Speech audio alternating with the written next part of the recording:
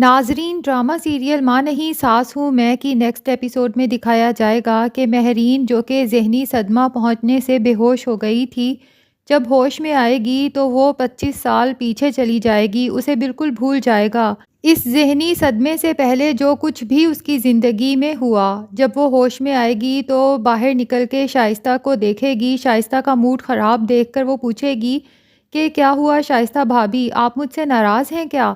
اور پھر سلمان کے بارے میں پوچھے گی کہ سلمان کو آپ نے کہیں دیکھا ہے؟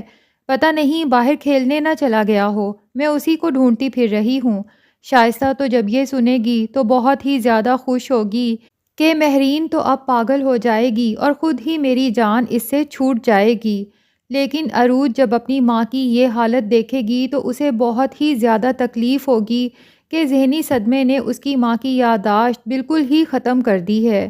دوسری طرف سلمان بھی اس حقیقت کو جاننے کے بعد کہ مہرین نہیں بلکہ شائستہ اور ادریس اس کے ریئل پیرنٹس ہیں، بہت شدید صدمے میں چلا گیا ہے۔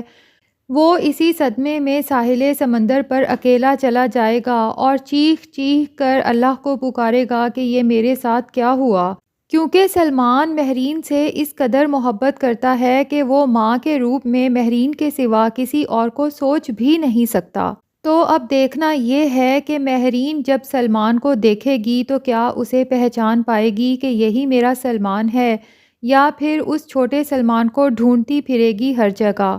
اور ایسے میں عروج اور سلمان مہرین کو کس طرح سنبھالیں گے، یہ سب پتہ چلے گا ہمیں آنے والی ایپیسوڈز میں۔ تو آپ جلدی سے اس چینل کو سبسکرائب کر لیں تاکہ تمام ڈراماز کی اپڈیٹس آپ تک پہنچتی رہیں۔